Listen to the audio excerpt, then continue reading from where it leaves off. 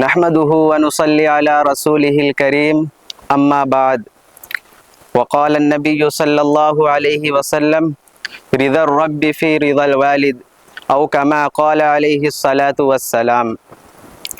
حدیث میں آتا ہے کہ ایک شخص نے پوچھا یا رسول اللہ مجھ پر حسن سلوک کا حق سب سے زیادہ کس پر ہے؟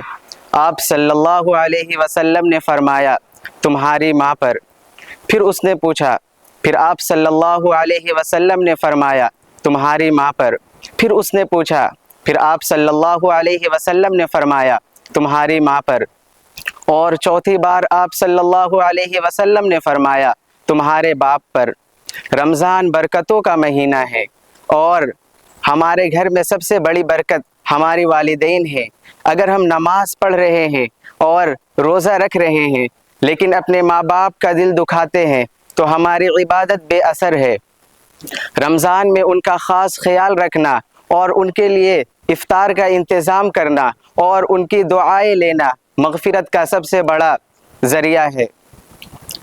نیکی کا جذبہ صرف مسجد تک محدود نہ رکھے بلکہ اپنے گھر سے شروع کرے۔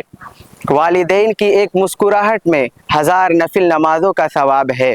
اللہ نے قرآن میں فرمایا ہے رب ارحمہما کما ربیانی صغیرا، اے میرے رب ان دونوں پر رحم فرما جیسا کہ ان دونوں نے بچپن میں ہمارے اوپر رحم فرمایا۔ انہی چند باتوں پر میں اپنی تقریر کو ختم کرنا چاہتا ہوں۔